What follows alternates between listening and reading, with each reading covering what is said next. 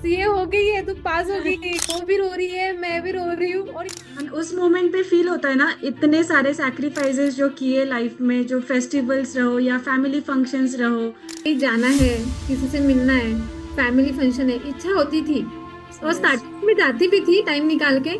But by the time जब ऐसा होता था, आगे वाले रिजल्ट के बारे में पूछ रहा है आप, अचानक से सोच रहे कि चलो मैं क्लास लगा लेती हूँ अभी। हाउ इज इट पॉसिबल कि आप 1.5 महीने में क्लास खत्म करके फिर उसका रिवीजन करोगे? पेपर कैसे लिखना वो सबसे एंड में बताया, कंसेप्ट सिखाया, और उससे रिलेटेड एक चीज को अपन 10 एंगल में कैसे लिख सकते तो क्या लगता है आपको कि मेंटरशिप क्यों जरूरी है? हैं। क्लासेस मेरी उस टाइम प्रॉपरली की थी मैं। उन्होंने कहा था, मुझे याद है कि आई लाइक योर थिंक, कि आपको पता है कि आपको कौन सा फैकल्टी का पढ़ना है। एडमिट करती हूँ कि सर ने मुझे पहले ही कहा था कि थेरी प्रतीक्षा अच्छे से पढ़ के जाना, 20 मार्क की थेरी आती ही आती है। 1.5 महीना बचा है सिर्फ एग्जाम के लिए, और बच्चे बहुत ज्यादा मिसगाइडेड है। मतलब तो मैं क्लास लगा लेती हूँ अभी। कल पेपर है मेरा, इतना इतना बाकी है, अगर इस बार नहीं हुआ मैं अभी आपको सॉरी बोल देती। जब बैठी और मम्मी आई, रोना स्टार्ट हो गया मेरा। मम्मी खड़ी थी, क्या हो गया बोली, मैं बोली कल पेपर है। मेरे पापा डांटने लग गए, अरे कल पेपर है तो आज नहीं रोना है, आज। बहुत बच्चों को ऐसे लगता है कि अगर किसी एग्जाम में, सीए फाइनल की एग्जाम हो चाहे कोई भी एग्जाम हो, अगर हम फेल हो रहे हैं तो it is just because we are unlucky, या फिर लक ने इस बार साथ नहीं दिया। लेकिन ऐसे नहीं होता है। जितना आप हार्डवर्क करते हो, जितना आप आपके टारगेट्स के ऊपर रहते हो, उतना आप खुद को लकी कर रहे हो, एंड आप उस जर्नी पे चल रहे हो जहाँ पे आपको एक ना एक दिन आपका गोल अचीव होने ही वाला है। Today we have a true example. Welcome CA Pratiksha Durukar.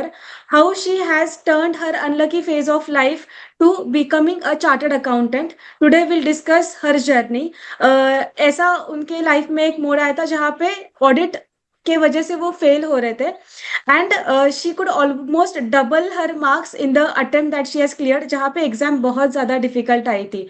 And yes, her marks are extremely good. Like she has scored 190 marks, 59 in FR, AFM में 81 and audit में 50 marks. So yes, let us discuss the entire journey कि आपका कैसा था ये पूरे 2-3 महीने जो आपने पढ़ाई किया सीए फाइनल का। Let us start. So एक एक सवाल मैं हमेशा पूछती हूँ at the start of podcast कि कैसा रहा आपका सीए बनने का डे। सो मतलब आपको लग रहा होगा कि हाँ, ये सवाल हर पॉडकास्ट में क्यों पूछा जा रहा है। It is just for the students, दो स्टूडेंट्स जो क्लियर नहीं कर पाए।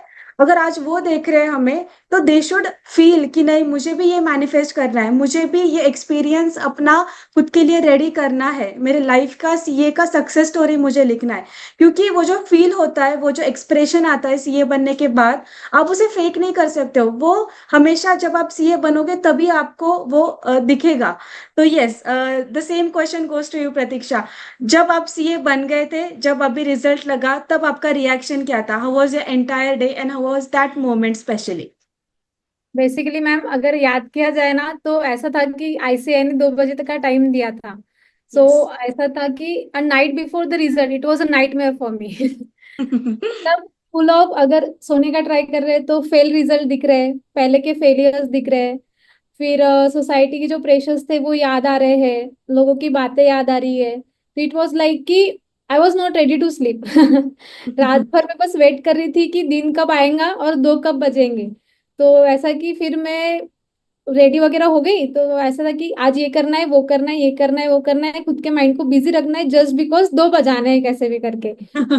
और एक था कि आईसीआई कहीं शाम ना कर दे उस चीज के लिए, हमेशा की तरह। जैसे वो पिछली बार किया था। एग्जैक्टली। तो ऐसा हुआ कि फिर 8:30 हुआ था इन द मॉर्निंग, और मैं जानबूझ के टीवी के सामने बैठी कि यार माइंड को डिस्ट्रैक्ट करते हैं, अब बहुत रोना धोना हो गया है already. My friend called up me and she said कि ब्रो रिजल्ट आ गया, क्या हुआ तेरा। मैं बोली नहीं नहीं नहीं आया है, वो 2 बजे आने वाला है। I was so confident, she said नहीं मैं देख के बता रही हूँ रिजल्ट आ गया है। मैं बोली नहीं नहीं आया है। प्लीज सुन, आ गया है, एक बार देख ले। मैं जैसे ओके ओके ठीक है, तो मैं अपने फर्स्ट, मैं हॉल में थी, तो पहले मैं अपने रूम में गई बिकॉज मुझे मेरे इमोशंस कंट्रोल नहीं हो रहे थे at that time. I was literally shivering. So मैं रोने लग गई। शी सेड ब्रो पहले रिजल्ट देखते हैं फिर डिसाइड करते हैं रोना है या हंसना है। मैं बोली मेरे से नहीं होगा, ऑनेस्टली नहीं होगा। मैंने इतनी बार किया है और इतने बार हार्डवर्क करने के बाद रिजल्ट नहीं आया है। नो, हमेशा हमें लगता है ना कि हमारा हार्डवर्क 100% ही है करके। है। तो eight that time she saw the result. मुझे भेज, मैं देखती हूँ। तो फिर उसका कॉल बैक आया, वो रो रही थी। मैं बोली मैं फेल हो गई। तो नो यू, तू सीए हो गई है, तू पास हो गई है। दैट मोमेंट जब वो भी रो रही है, मैं भी रो रही हूँ, और इतने जोरों से। फिर मैं फोन रखी, मम्मी को बताने गई तो मम्मी भी रो रही है। दैट, लेकिन वो मैम ना, वो सोच, जो पहले का रोना था रिजल्ट के एक दिन पहले का, जो याद कर करके सिर्फ रोना आ रहा था, वो डर वाला रोना नहीं था। It was full of happiness कि भाई हाँ, अभी फाइनली फाइनली वो एक पॉइंट लग गया है, वो एंड हो गया है वो चीज को, जो हमने स्टार्ट किया था, जो एंड हो नहीं रहा था एक्चुअली। तो यस। फिर ऐसा था कि जो भी घर पे थे, every one was crying in the happiness, और इतने खुश थे, इतने खुश थे। मैं अभी भी याद कर, that was the best day of my life till now. Literally मतलब, मन में रहता ना सीए स्टूडेंट को, जो एक चीज चालू की है उसे एंड करनी ही है, क्योंकि इसके यस। अलावा कोई ऑप्शन ही नहीं होता मैम सीए स्टूडेंट्स के पास। यस। पूरी लाइफ उन्होंने बस यही चीज देखी कि हाँ, वी वांट दिस डिग्री, हमें ये डिग्री चाहिए, फिर उसके बाद का हम बात का सोचेंगे। वो आने के लिए इतना टाइम लग जाता है ना, कि बात का कभी हम पहले ही नहीं सोच पाते। तो दैट वाज लिटरली ऐसा मेमोरेबल डे था मेरे लाइफ का। अभी भी सेलिब्रेशन चल ही रहा होगा, अभी 2-3 दिन एक्चुअली हो गए फिर हाँ, भी कुछ ना कुछ। मेरे नाना जी घर पे है, आए थे, तो ही वॉज लाइक कि रोज एक मिठाई का डब्बा आता है। पागल हो गए, बोले इतना मीठा मीठा खिला रहे हो बोले। मुझे शुगर नहीं है, पर तुम लोग करवा के मत। ले, ही वॉज लाइक दैट, अरे खा लो, यही दिन है, खा लो। लेकिन तो ये जो मोमेंट्स होते हैं ना वो वापस कभी नहीं आते, मतलब आप एक्चुअली, सीए, अभी सीए हो आप, लेकिन वो जो बन गए ना, वो जो पॉइंट होता है वो एक ही बार होता है, एंड वो पूरा जी लेना चाहिए वो पॉइंट। एक्चुअली मैम, पहले ऐसा होता था, जब भी मैं रिजल्ट का सोचती थी, सीए का सोचती, that I want this degree, मुझे ना पता नहीं, बट इंस्टेंट रोना आ जाता था। इतनी तरस गई थी मैं उस चीज के लिए। के लिए। लेकिन जब रिजल्ट आया, उस दिन जो रोना धोना हो गया, उसके बाद कभी मुझे रोना नहीं आया। उसके बाद ऐसा है कि सबके चेहरे से मुस्कान कम नहीं हो रही है। And उस मोमेंट पे फील होता है ना, इतने सारे सैक्रिफाइसेस जो किए लाइफ में, जो फेस्टिवल्स रहो या फैमिली फंक्शंस रहो या जी जो भी फ्रेंड सर्कल में रहना रहो, वो सारी चीजें जो हमने सैक्रिफाइस किए वो कहीं ना कहीं वर्थ हो जाती है कि यस, हाँ, it was all worth, and yes you deserve the degree that you have got. Actually ऐसा होता था कि कहीं जाना है, किसी से मिलना है, फैमिली फंक्शन है, इच्छा होती थी, और यस। स्टार्टिंग में जाती भी थी टाइम निकाल के। बट बाय द टाइम जब ऐसा होता था, आगे वाले रिजल्ट के बारे में पूछ रहा है, आपको थोड़े टर्न्स मिल रहे हैं, तो अच्छा नहीं लगता अपने को। तो बैक टू ईयर्स मैंने सब फंक्शंस जाना छोड़ दिए, कि ऐसा है कि अपनी एग्जाम हो गई है, टाइम है, फिर भी नहीं जा पाती थी नहीं। Because of that pressure. तो ऐसा हो गया कि अब नहीं है वो। अब I am happy and free to go anywhere. Yes, और वो रिस्पेक्ट आती है ना, अभी आप कहीं भी ऐसे एकदम, ऐसे एकदम फक्र से घूमोगे कहीं भी। हाँ, it's not only me, but my family also. जैसे दूर के रिलेटिव्स भी है, कॉल करके, हाँ अब हमारी लड़की सी हो गई ना, अब हम उन्हें सब यस। बता सकते हैं, हमें फोटो भेजो, हम स्टेटस रखेंगे। हम सब यस। बताएंगे। That moment was so so precious of my life. Yes. Yes. और चलो अभी थोड़ा एकेडमिक्स के बारे में डिस्कस कर लेते हैं कि आपका, let us start with your AFM. ठीक है, आप यस। एएफएम में जैसे आपने बताया कि पहले आपको 40 के नीचे आता था, that was a point, and फिर 40 to completely doubling your marks to 81। ठीक यस। है, माना कि पेपर इजी था, लेकिन इजी पेपर में भी आपको दिमाग शांत रखना पड़ता है, तब जाके आप अच्छे से उसको इफेक्टिवली अपीयर कर पाते हो, लाइक सिली मिस्टेक्स आप अवॉइड कर पाते हो। नहीं तो, और पेपर कंप्लीट करना भी एक बात होता है, अगर आप पेपर कंप्लीट ही नहीं करोगे तो 80 मार्क्स तो ऑब्वियसली नॉट पॉसिबल। तो कैसे वो जर्नी क्या था आपका फ्रॉम 40 और 50 टू 81? मैम एक्चुअली जब मुझे 40 मेरा क्रॉस भी नहीं हो रहा था, तब मुझे एक मिस्टेक रियलाइज हुई, कि कहीं ना कहीं प्रॉब्लम अपने हार्डवर्क में नहीं, अपने कंसेप्ट में है। Our concept was not clear. तो ये हम्म। पहले तो फैक्ट मुझे एक्सेप्ट करने में इतने अटेम्प्ट्स लग गए। देन आई एक्सेप्ट कि हाँ, अपन को नहीं लिखना आ रहा है, मतलब ही ऐसा नहीं है कि अपने को आ नहीं रहा है, बेसिकली कंसेप्ट ही नहीं पता है। ऐसे obviously as it is question नहीं पूछने वाला है, वो कुछ ना कुछ उसे ट्रिकी बनाएगा या फिर कंसेप्ट के बेसिस पे घुमाएगा। तो फिर मुझे समझा कि कंसेप्ट शुड बी क्लियर। फिर यस। मैंने सर्च किया वगैरह, तो मुझे दिखा कि हाँ अपन ने क्लास ज्वाइन करना चाहिए। और दैट टाइम 4 to 5 months थे मेरे एग्जाम के लिए, बैक लास्ट अटेम्प्ट की बात है ये। तो थे टाइम मेरे पास सर, मैंने ऐसे डिसाइड किया जब अपने पास टाइम है तो लेट्स यूटिलाइज दिस। ऐसा नहीं हम्म। होना चाहिए कि रिजल्ट आ गया और अपने हाथ में थोड़ा ही टाइम बचा है और तब अपन क्लासेस का सोच रहे, because at that time revision के लिए टाइम इनफ नहीं टाइम होता है। नहीं होता है। क्लासेस तो बिल्कुल भी सोच ही नहीं सकते उस टाइम पे। यस। तो फैकल्टी को लेके भी कंफ्यूजन था बहुत एट दैट टाइम। तो फिर मुझे ऐसा लगा कि रिव्यूज पढ़ के, या फिर मेरी फ्रेंड ने किया था प्रतीक जगाते सर का, तो मैंने हम्म। सोचा कि let's give it a try. पहले डेमो लेक्चर्स किए, मुझे अच्छा लगा। हम्म। मुझे हम्म। उसके एक बात हम्म। अच्छी लगी कि उन्होंने पेपर कैसे लिखना वो सबसे एंड में बताया। हम्म। हम्म। हम्म। हम्म। कंसेप्ट सिखाया, और उससे रिलेटेड एक चीज को अपन 10 एंगल में कैसे लिख सकते हैं। तो बेसिकली वो क्लासेस मेरी उस टाइम प्रॉपरली की थी मैंने, ये लाइक थे। कि विद फुल डिसिप्लिन। तो मेरी वो हम्म। क्लासेस मैंने टाइम पे खत्म की, और क्लासेस होने के बाद मेरे पास हाथ में 3 महीने थे। हम्म। तो हम्म। उस टाइम फिर मैंने दिया एग्जाम, तो दैट टाइम मुझे 57 आए थे एएफएम में। ओके। बट ऑडिट के कारण फिर से रह गया था। ऑडिट। हाँ। तो जस्ट फिर इस बार जैसे हुआ कि ऑडिट में कितने आए थे आपके? 27 आए थे उस टाइम। ओके। यस। बट ऐसा हुआ कि इस बार फिर जब राज सर से इंट्रोडक्शन हुआ कि हाँ he was there to help us, तो मुझे लगा कि हाँ ब्लाइंड ट्रस्ट तो कर सकते हैं, बिकॉज गलत नहीं है किसी का गाइडेंस लेने में। हम्म। और हम्म। जब अपने अपन ने लाइक कि फुल अपना हार्डवर्क किया है, डिसिप्लिन से पढ़े हैं, लेकिन नहीं आया result, except the fact that अपने हार्डवर्क में कहीं ना कहीं तो हो रहा है ऊपर नीचे। हम्म। इसमें हम्म। ऐसा नहीं कि अपन करना नहीं चाह रहे, बट एक वे होता है जो अपने को नहीं आ रहा है या फिर अपने से नहीं हो रहा है। तो जब राज हम्म। से हुई मेरी बात वगैरह, तो he was there to help us, और उन्होंने जो नंबर्स ऑफ रिविजन्स हुए ओके। बेसिकली। हाँ, पहले था कि मेरा कंसेप्ट क्लियर था, और फिर सर से बात हुई तो सर ने कहा कि जब आपका कंसेप्ट क्लियर है, उन्होंने कहा हम्म। था मुझे याद है कि आई लाइक योर थिंक, कि आपको पता है कि आपको कौन सा फैकल्टी का पढ़ना है, कौन सी बुक रेफर हम्म। करनी है, तो इस बात को कंफ्यूजन नहीं है तुम्हारा। हाँ, क्लैरिटी ऑफ थॉट। एग्जैक्टली हाँ, तुम्हारे पास बुक्स भी बराबर है जो तुम्हें पढ़नी है, और तुम्हें उस फैकल्टी पे ट्रस्ट भी है। हम्म। तो बस उन्होंने मेरी नंबर्स ऑफ रिविजन्स बढ़ा दी थी एफएम को लेके, और ओके। प्रैक्टिस भी बहुत बढ़ा दी थी एक्चुअली।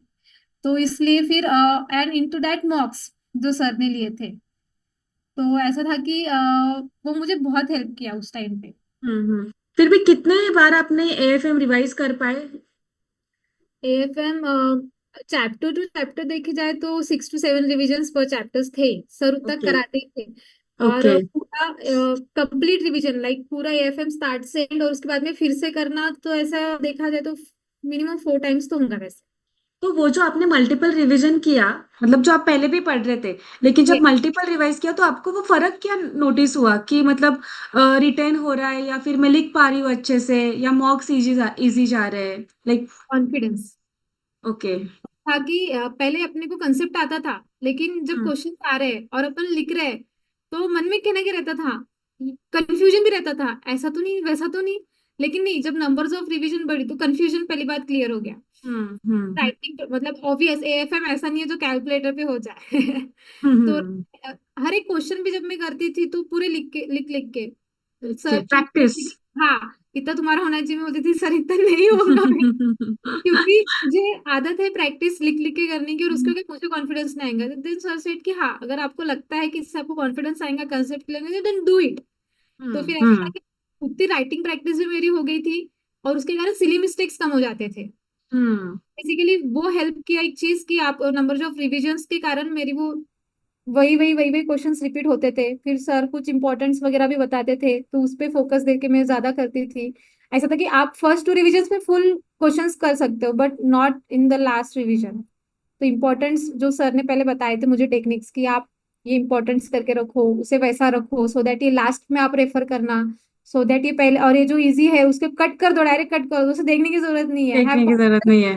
हेल्प कि हाँ ये तुम्हें आता है, हर चीज हम्म। दोबारा हम्म। पढ़ने की जरूरत नहीं है। तो वो एक हम्म। चीज थी हम्म। जिसके कारण मुझे टाइम भी इनफ हुआ उस टाइम। ओके, बढ़िया बढ़िया। तो मतलब रिविजन्स के वजह से आपका रिटेंशन हुआ, आप उसको लिख पाए बहुत ज्यादा अच्छे से। हाँ, तो मॉक्स में मतलब आपका मॉक्स के रिगार्डिंग अप्रोच कैसा था कि कितने मार्क्स आए तो पता है वो एक रहता है ना कि बेंच मार्क है, मेरे इतने मार्क्स आए तो मैं बढ़िया से प्रिपेयर कर रही हूँ, तो वो आपके दिमाग में कैसे सेट हुआ? एक्चुअली जब सर ने मॉक दिया था तो सर ने स्ट्रिक्टली बोला था कि तुम्हें 3 घंटे में लिखना है। हम्म। छूटता है तो छूटने दो और बाकी का पेपर बचा हो 3 घंटे के बाद लिखो। बट हम्म। वो काउंट नहीं होगा, वो सिर्फ तुम्हारे राइटिंग प्रैक्टिस के लिए। और बाय द यस। टाइम जितने भी मेरे एग्जाम्स हुए थे, मैंने ये तो नोटिस किया था कि यार पेपर मेरा छूट जाता है। तो तुम्हें राइटिंग एग्जैक्टली। जरूरत है प्रतीक्षा, तो ये मुझे याद था। तो जब सर ने मॉक्स दिए तो फिर मैंने भी बराबर टाइम वाइम लगा के वो सब किए। और एएफएम को लेके ना मैम, मुझे एक अच्छा था कि पहले तो कंसेप्ट क्लियर हो गए, तो उस बात की मुझे बहुत खुशी थी। नहीं अदरवाइज था। हम्म। डेरिवेटिव्स याद करके ही ये शब्द सुन के मेरा ऐसा था ये मेरे से नहीं होगा। तो अब डेरिवेटिव से डर लगता था आपको? एक्चुअली एक्चुअली डर लगता था डेरिवेटिव से। और फॉरेक्स इट वाज टू लेंदी, ऐसा लगता था यार ये यस। खत्म होगा या नहीं होगा। लेकिन क्लासेस का एक बहुत बेनिफिट हुआ, क्योंकि वो एक अटेम्प्ट पहले क्लासेस हो चुके थे, तो इस हो बार मुझे चुके थे। आने की क्लासेस करना है। और ऊपर हम्म। नंबर्स ऑफ रिवीजन बढ़ गए। तो ऐसा था कि एक बार ही मैंने डेरिवेटिव पढ़ा, ऐसे नहीं है, 7 से 8 बार पढ़ लिया था। अब तो आना ही चाहिए, कैसा भी क्वेश्चन हाँ, पूछे तो उल्टा सीधा। एग्जैक्टली। तो फिर ऐसा यस। था कि वो सर ने जब मॉक दिया मुझे, तो मैं ऐसा था कि हाँ करना है। और जब मुझे आ रहा था, अरे हाँ ये आता है, हाँ ये आता है, तो हम्म। मैंने नोटिस किया कि हाँ मेरा 80 to 90 मार्क्स का पेपर तो विद इन टाइम हो गया। और हो जो गया। नहीं हुआ, वो ऐसा नहीं था कि मुझे टाइम कम पड़ गया, ऐसा था कि मुझे आ नहीं रहा था वो। आ नहीं रहा था। और तो एएफएम के पेपर में भी सेम हुआ था मैम।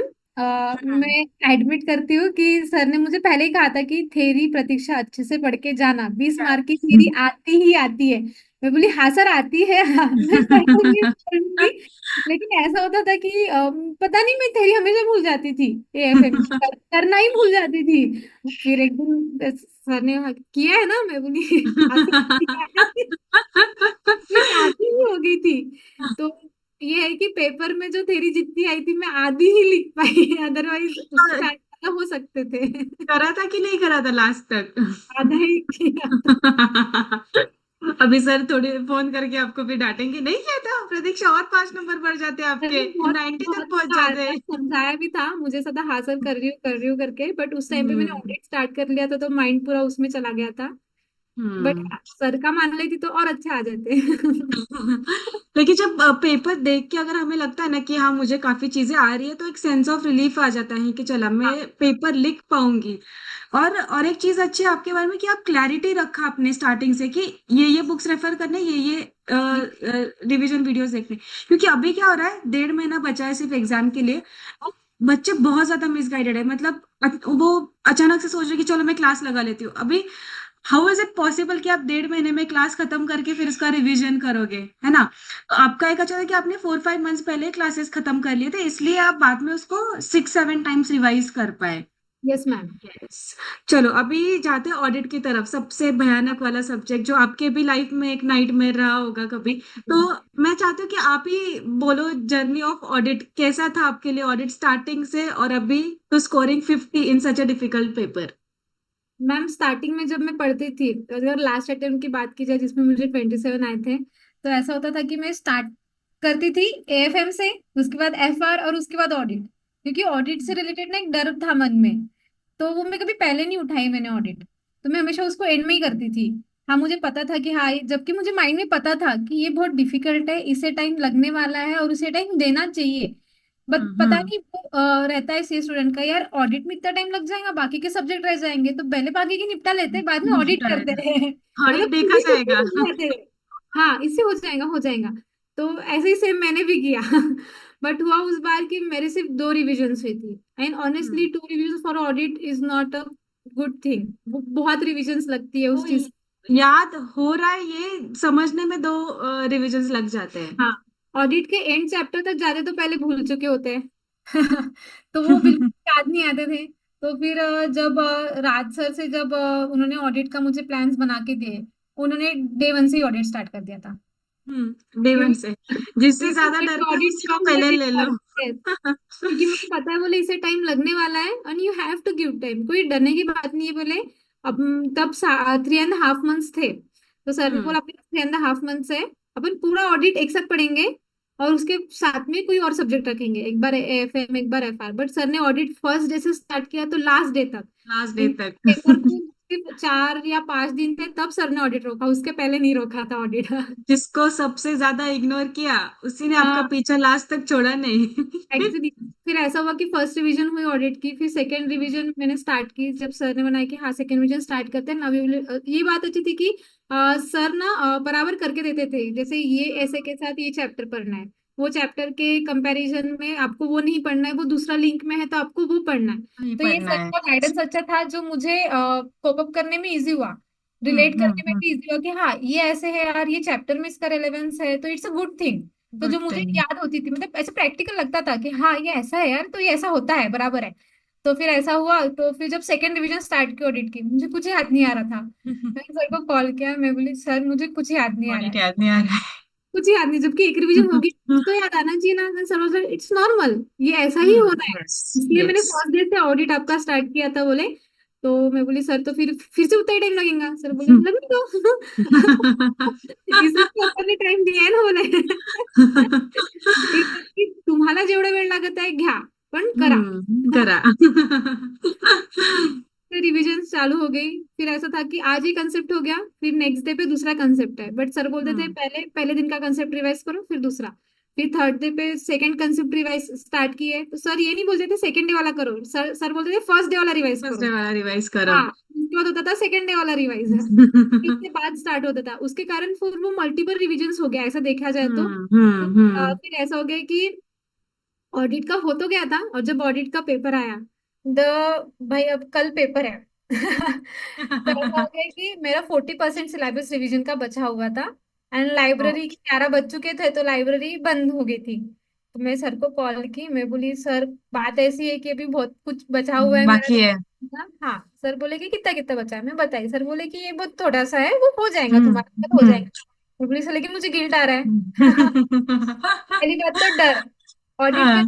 रिलेटेड बहुत डर था कि ये नहीं हो सकता यार, फिर से वो ना हो जाए जो हमेशा होता आ रहा है करके। तो वो एक डर हम्म था मुझे ऑडिट के लिए। तो फिर सर ने कहा कि देखो अभी तुम सो जाओ, कल पढ़ना है, कल का टाइम है। हम्म मैं बोली हाँ सर मुझे सोना है, क्योंकि मेरी आंखें खुल नहीं रही है उसके यस बिफोर दैट। रेस्ट। सिर्फ 4 घंटे की नींद हुई थी। तो तुम हम्म। 4 घंटा सोए, बोले आज दिन भर पढ़ रहे हो, सुबह से 7 बजे से लेके अभी रात के 11 बज चुके हैं, तो यू नीड स्लीप। अगर आप पढ़ना भी चाहोगे तो वो एफिशिएंसी नहीं आएंगी। मैं बोली हम्म सर सो जाऊंगी बट नींद नहीं आएंगी, मुझे गिल्ट आएंगे। तो सर बोले नहीं हो जाएगा, आप भरोसा रखो, आपने इतनी रिविजन्स की है, खुद पे कॉन्फिडेंस यस। रखो, हो जाएगा। मैं बोली ओके। लेकिन वही मन का गिल्ट और वो डर। मैं घर जा रही थी, घर गई चुपचाप बैठी, और मम्मी आई, रोना स्टार्ट हो गया मेरा। मम्मी खड़ी थी, क्या हो गया बोली, मैं बोली कल पेपर है। मेरे पापा डांटने लग गए, अरे कल पेपर है तो आज नहीं रोना है, आज तो शांत रहना है। मुझे समझ में नहीं आता, बोली ये बच्चों का क्या है, बोली कल पेपर है तो आज तो शांत रहना चाहिए ना। मैं बोली यार पापा आप रहने तो, आपको मोटिवेट करना नहीं आता, तुम जाके सो जाओ।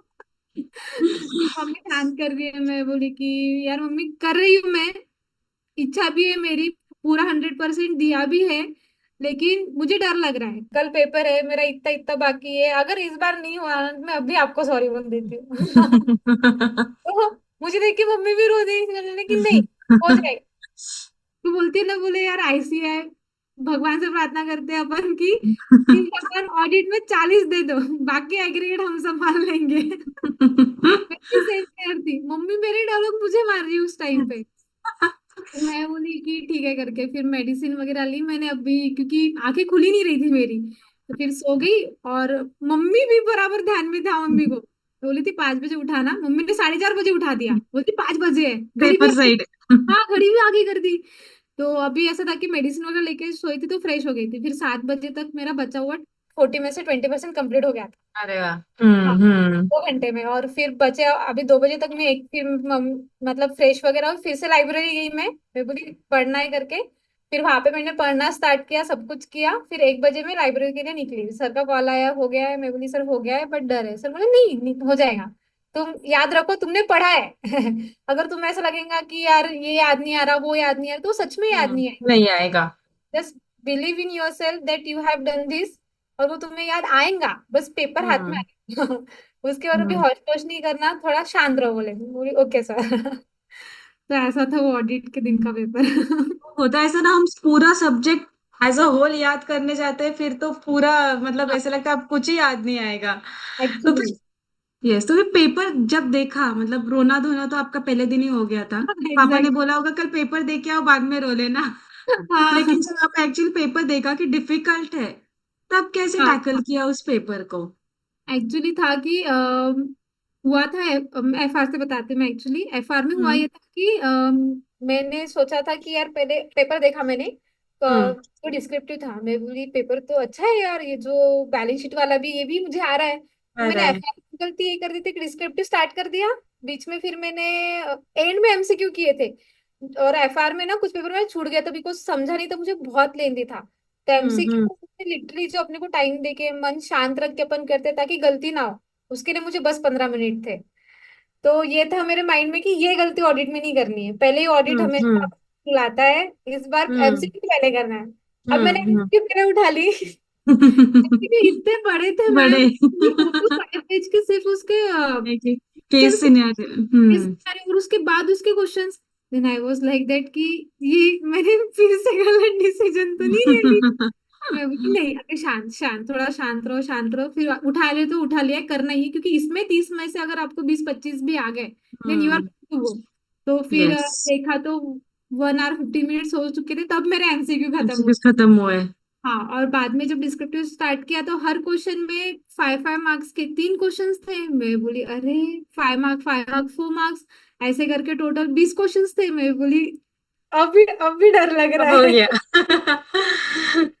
फिर मैंने पहले, ये अच्छा था कि अपन 15 मिनट जो अपन को मिलते हैं, मैंने सिलेक्ट करके रख लिया। और जब हम्म। सेंटर पे बहुत डांट रहे थे कि मार्क नहीं करना ऐसा वैसा, बट मैंने चोरी चोरी सबका कर लिया था। कर ये लिया था। करना है, वो करना है, वो करना है, और जो नहीं आ रहा है तो फिर मैंने वो भी उसको क्रॉस करके लिख दिया था, ये क्रॉस नहीं कर आ दिया। रहा है तो ये अभी नहीं पढ़ना है, अगर टाइम है तो, हम्म अदरवाइज गया तो गया, क्योंकि वैसे भी नहीं आ रहा है। तो फिर उस हम्म। हिसाब से वो स्ट्रैटेजी अच्छी थी कि 15 मिनट्स में जो अपन ने मार्क करके रख लेते हैं। बट ऐसे कि थोड़ा टाइम के कारण हो गया था कि प्रोफेशनल थिंग्स का एक क्वेश्चन आया। अरे हाँ, ये है, ये वाला क्लॉज है, लिखना स्टार्ट हो गया। ऐसा लगा नहीं, एक बार क्वेश्चन पढ़ लेती हूँ क्या था। नो, ये वो क्लॉज नहीं इसका है, वो आंसर नहीं clause है। है। ऐसा हुआ, क्योंकि उस टाइम में मुझे लगा कि हाँ लेंदी है। बट एक बात अच्छी थी कि मैंने मॉक में ऑडिट का भी पेपर दिया था। तो ऐसा तो हम्म। सर ने जब लिया था तो सर ने ऐसा था कि सर बोले कि मैं टोटल नहीं मारूंगा, आपको मार्क्स अच्छे है बट मैं टोटल नहीं मारूंगा, आपको कॉन्फिडेंस भी नहीं जाना है, ओवर कॉन्फिडेंस चले जाते हैं आप। तो वो बात हम्म। मुझे याद था कि हाँ, उस टाइम पे मुझे उतना कंप्लीट करना था। और मेरा पेपर कंप्लीट हो गया था। ऑडिट में बस वही छूटा जो मुझे नहीं आ रहा था। ऐसा कुछ नहीं छूटा जो मुझे आ रहा है, लेकिन टाइम कंस्ट्रेंट का नहीं है। ये अच्छी बात थी कि ये सब हो गया क्योंकि मैंने मॉक दिया था। मॉक दिया था। तो मॉक का जो एनालिसिस हमने किया था, उसकी वजह से आपको हेल्प हुआ था? हाँ, जैसे मैं जैसे एग्जांपल, सर ने जब क्वेश्चन पेपर वगैरह चेक्स किए, जब एनालिसिस दिए, तो सर ने कहा कि जैसे तुमने ये लिखा है, ये बराबर है, लेकिन इसके पहले भी एक लाइन आनी चाहिए जो आपके नोट्स में दी हुई है। इसके पहले भी हम्म ऐसे एक्सप्लेनेशन मांगता है। अगर आपको सेक्शन कोट है तो उसे बेसिकली जो छोटी छोटी चीजें हैं जो आईसीए नोटिस करता है, जो सर हम्म लाइन करो, बराबर सेक्शन पता है तो ही लिखो, अदरवाइज आप कोई फ्रेज लिख दो बराबर। हम्म वो जो पॉइंट टू पॉइंट है वो लिखो, फालतू का मत लिखो। अब हमेशा लगता हम्म। है कि यार बड़ा बड़ा लिखना है ताकि वो दिखे ना, ऐसा नहीं है। अगर आपने पॉइंट आपको क्लियर है, अगर आपने बस वो पॉइंट लिखा है तो जरूरत नहीं है कुछ बड़ा बड़ा लिखने की। यस तो वो यस एनालिसिस जो सर ने बताया था, हाँ, वो हेल्पफुल था मुझे उस टाइम पे। Yes yes. तो लाइक अभी देखते हैं कि एफआर के लिए आपने क्या कैसे किया। लाइक एफआर में मैं एक स्पेसिफिक क्वेश्चन पूछना चाहूंगी, because it is a vast subject, मतलब बहुत ज्यादा वॉल्यूम होता है एफआर का। तो उसमें प्रैक्टिस करना कितना जरूरी लगता है आपको एफआर में? एफआर में प्रैक्टिस बहुत बहुत जरूरी है मैम। जैसे from the first day of revision जब एफआर स्टार्ट किया था, म- मैंने जो प्रैक्टिकल सब्जेक्ट्स थे वो कभी कैलकुलेटर पे नहीं किए। ना हम्म। कैलकुलेटर पे, ना कभी माइंड में, ना कभी ऐसे ऐसे करके, नहीं। हवा में। Proper rough page, proper pen, proper calculator, हर एक चीज, छोटा भी समय तो छोटा सही, बट क्या उसे करो। लिखना चाहिए। इसे रेफर करने की जरूरत नहीं, तो एज पर सर की उसे क्रॉस कर दो, तो मैं उसे क्रॉस हम्म कर देती थी। लेकिन हम्म। एक भी बैलेंस शीट का क्वेश्चन ऐसा नहीं था जो मैंने सॉल्व नहीं किया था। हम्म। वो भी मेरे क्वेश्चन बुक बैंक में थे, वो सारे मैंने सॉल्व किए थे, और वो भी लिख के किए थे। तो उस कारण एक चीज हो गई थी कि मेरी स्पीड बढ़ गई थी लिखने की। हम्म। एक सपने को जो अभी समझते हैं, वो वहां, क्योंकि ना मेरा थोड़ा उल्टा है मैम, मैं अगर पढ़ूंगी 756 तो मैं लिखती 657। ये बहुत लोगों का प्रॉब्लम है। ये सच में एक्चुअली, जब मुझे याद भी है, इंडेक्स था 110 हाँ। कंसोलिडेशन, सर बोलती है हो गया, आई वाज लाइक हाँ 1110 हो गया, सर बोलते हैं 110, बोले हाँ सर 110 हो गया। वो 110 है। तो सर बोले कि मेरी प्रॉब्लम है ये। तो सर ने बोला तो फिर आपको तो जरूरी है कि आपने राइटिंग प्रैक्टिस प्रैक्टिस उतनी करी, करना है। मिस्टेक जितनी होंगी वो यहाँ पे होंगी। मुझे राइट। दिक्कत था कि मेरी बैलेंस शीट टैली क्यों नहीं हो रही है, तो जब मैं देखती थी अरे मैंने पढ़ा एक है और लिखा दूसरा है, तो ये चीज मुझे पेपर में एक्चुअली नहीं हुई, हम्म। बिकॉज कि उतनी राइटिंग प्रैक्टिस कर करके क्वेश्चंस किए थे। आपने जो भी एरर्स करने थे वो आपने मॉक्स में प्रैक्टिस करते समय कर लिए थे, हाँ। इसलिए एग्जाम में आपका एरर्स बहुत मिनिमम था, मतलब ना हम्म। के बराबर, इसलिए कहीं ना कहीं आप पेपर खत्म कर पाए। एंड इसकी हाँ। वजह से स्कोर इतना अच्छा आ पाया आपका। Actually basically. Yes yes. तो मैं एक चीज पूछना चाहूंगी कि क्या लगता है आपको कि मेंटोरशिप क्यों जरूरी है बच्चों को? क्यों क्यों आपको लगता है कि मेंटोरशिप लगानी चाहिए? ओके। बेसिकली मैम, हर एक स्टूडेंट को लगता है कि हम पढ़ रहे हैं, हम कर रहे हैं, आज नहीं तो कल हो जाएगा। इस बिलीफ में मैं भी थी, और वो सही भी है। वो आज नहीं तो कल होना ही है, लेकिन वो आज हो जाए तो ज्यादा बेटर है। हम्म। तो हम्म। ऐसा हुआ कि मैं भी इस बिलीव में थी कि मुझे मेंटरशिप की जरूरत नहीं है, या फिर क्या ही बेनिफिट होने वाला है। देन माय फ्रेंड सजेस्ट कि एक बार, इतना हमेशा किया है ना, अब एक बार इनसे गाइडेंस लेने में प्रॉब्लम नहीं है। ऐसा तुझे लग रहा है अगर कोई एडवांटेज नहीं होगा, तो इसमें कोई डिसएडवांटेज भी नहीं है। नहीं है। तो फिर जब सर से वगैरह बात की, और सर ने बोला कि हर एक चैप्टर्स के आपके मिनिमम 6 to 7 रिविजन हो जाएंगे, आई और श्योर दैट, तो यार हम्म। ट्राई। तो मेंटरशिप इसलिए जरूरी है मैम, क्योंकि ना जो डिसिप्लिन एक स्टूडेंट, सिर्फ स्टूडेंट पढ़ रहा है उसमें नहीं आ सकता है। इतने नंबर्स ऑफ अटेम्प्ट्स लग जाते हैं ना आपको, जब तो एक डर रहता है मन में, वो डर के कारण ना आपको एफिशिएंसी नहीं बढ़ती आपकी, हम्म। कोशिश करने में और टाइम लगता है, क्योंकि माइंड में ना अलग ही दुनिया में खो जाते हैं करते हो करते। जाता है। Exactly exactly। तो सबसे पहली बात जो डिसिप्लिन मेंटेन होता है, सर ने हम्म। क्या है तो ये करना है, अदरवाइज सर पूछेंगे क्यों नहीं हुआ। क्यों नहीं हुआ? जवाब क्या दूंगी मैं।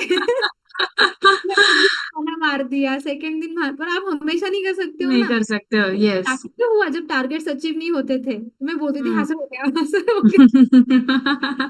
तो ये मुझे लगता है कि नहीं, वो करना है। तो फिर ऐसे हुआ कि डिसिप्लिन, जो अपन ने डिसाइड किया है कि आज इतना पढ़ना है, इसके साथ ये करना है, वो हम्म। जरूरी नहीं है कि हो ही जाए, लेकिन वो हम्म। स्टार्टेड थे कि आज इतना पढ़ना है, इतने से इतना ये करना है, इतने घंटे ये करना है। तो जब शिद्दत से करने बैठे ना मैम, वो हो भी गया। हो रहा था, एक डायरेक्शन मिल रहा था। हाँ एग्जैक्टली exactly। और जब होता है तो कॉन्फिडेंस अपने आप आ रहा था। आ जाता है। तो डिसिप्लिन, अगर मेंटरशिप देखा जाए तो सबसे जरूरी है वो डिसिप्लिन के लिए। हम्म। Yes yes. आपको कौन सी एक चीज अच्छी लगी हमारे मेंटरशिप के बारे में? हाँ, सर बराबर कॉल करके ना आपका फॉलोअप लेते थे, इतना हुआ उतना हुआ, तो क्यों नहीं हुआ, कहाँ पे आपको इश्यूज आ रहे हैं। अगर ये इशू आ रहे यस। हैं तो आप इनका एक रिवीजन लेक्चर है यूट्यूब पे, वो देख सकते हो। अगर आपको लग रहा है कि ये बहुत ही हार्ड है, टाइम कंज्यूमिंग है, तो छोड़ दो, बाकी का चीज करो और इसे लास्ट के हम्म। लिए रखो। जैसे हम्म। कंसेप्ट थे, तो मैंने बताया कि सर ये नहीं हुआ, सर कहते, नहीं हुआ ठीक है। उसका नहीं ये कर लो, मैंने दूसरा स्टडी शेड्यूल दिया मुझे, मैं बोली सर ये होगा, हाँ ठीक है हो जाएगा। कोई बहाना नहीं चाहिए। समझ गए ये होगा तो ये साइड में रख देते हैं। क्योंकि मैथ का भी बहुत वास्ट कोर्स है, उस पर भी ध्यान देते हैं, बस एक चीज में हम्म। अटके नहीं रहना है। तो वो मुझे हम्म। कि टाइम टू टाइम फॉलोअप होता था। यस। और एक चीज है कि अपन आंसरेबल है आगे वाले पर्सन को, उस कारण अकाउंटेबल हो। भी हो रहा है, तो आपको करना है यस। वो डिसिप्लिन। चलेगा। और आप अभी क्या, हाँ, काम है। ओके, अभी आप क्या मैसेज देना चाहोगे for the students out there जो जो आपको देख रहे हैं अभी, जो आपके जूनियर्स है, जिनको सीए क्लियर करना है, या जो फेलियर से कैसे कैसे होता है ना, स्टूडेंट सारे रैंकर्स के पॉडकास्ट देखते हैं या डिस्कशंस देखते हैं, लेकिन एक कोई ऐसा इंसान जो बहुत हार्डवर्क करके आ गया है, उसका स्ट्रगल क्या है एंड उसको आपका मैसेज क्या है, ये बहुत जरूरी है। So what is your opinion and advice? Ma'am मेरा ओपिनियन एडवाइस यही रहेगा कि हार्डवर्क अपन सब कर रहे हैं, सबको जो सीए में आया तो सीए की डिग्री तो चाहिए ही चाहिए। But yes. अगर पहली बात तो एक्सेप्टेंस, एक्सेप्ट करना सीखो कि अपन यहाँ ट्रू। गलत हो। यस। क्योंकि कोई एक्सेप्ट कर नहीं पाता कि हाँ मैं गलत हूँ। लेकिन अगर वो चीज सिर्फ आपके बारे में है, जो आपको ही बेनिफिट देने वाली है फ्यूचर में, देन एक्सेप्ट दैट थिंग कि हाँ, यस। मैं गलत नोट से पढ़ रही थी, या फिर मैंने ये क्लास अभी नहीं करनी चाहिए थे, ये पहले करने चाहिए थे, अभी मैंने इतने नंबर्स ऑफ रिवीजन करनी चाहिए थी, नहीं हुआ। जैसे मेरा ऑडिट पहले नहीं हुआ था, तो क्यों नहीं हुआ? क्योंकि 2 ही रिविजन्स हुए थे और उसमें कॉन्फिडेंस हम्म। मुझे। तो ऐसा है कि हम्म। आप पहली बात खुद की गलत का हो रहा है वो एक्सेप्ट करो। हम्म। फिर उसको अगर आपको पास सॉल्यूशंस है तो सही है, अगर नहीं है तो लाइक मेंटरशिप वगैरह प्रोग्राम से आप उसकी हेल्प, अगर आपको ले हेल्प सकते हो। लग रहा है तो जरूर लेना चाहिए, क्योंकि आपके यस। बेनिफिट के लिए। क्योंकि जैसे आप, यस। अभी हमें लगता है कि यार ये हमारा स्ट्रगल है, कोई और अभी नहीं आने वाला, ना ही बाद में आने वाला है अपने को सपोर्ट करने के लिए। यस। तो दिस यस। Is true. फिर आपका स्ट्रगल है, तो अगर आपको कोई हेल्प करने के लिए है तो टेक दैट हेल्प, इसमें कोई बुराई नहीं है। क्योंकि ये बाद में कोई याद नहीं रखने वाला है। यस। कोई, आपको ट्रू। जब की डिग्री मिलेंगी और वो जब सब कॉन्ग्रेचुलेट करेंगे, सब आपको एकदम खुशी से देखेंगे, आपको देख के एकदम हैप्पी हैप्पी हो जाएंगे, वो मोमेंट के लिए करो। यस। क्योंकि प्रॉपर गाइडेंस बहुत जरूरी है मैम। हर कोई हार्डवर्क करता है, बट वो हार्डवर्क के लिए एक डायरेक्शन होगा ना प्रॉपर, तो वो हार्डवर्क जल्दी खत्म होता है। जल्दी खत्म होगा, उसके फ्रूट जल्दी मिलेंगे आपको। राइट। यस। यस। ठीक है, बहुत अच्छा लगा आपके साथ बात करके, एंड कीप एंजॉयिंग। अभी और कुछ दिन है जहाँ पे आप मस्त एंजॉय कर सकते हो आपका सीए बनने का जो जर्नी था वो। एंड यस, मैं यही कहना चाहूंगी कि अगर आपको भी हमारे साथ कॉल बुक करना है for mentorship programme, you can go in the description and click the link. Will have a one on one session and will discuss कि आपका क्या प्लान होना चाहिए, आपने एक ग्रुप देना चाहिए, 2 ग्रुप देना चाहिए, एंड आपका क्या स्टेटस है, सब कुछ डिटेल में डिस्कस करेंगे एंड आपके लिए डिसाइड करेंगे। Yes, thank you Pratiksha for being there. Thanks ma'am.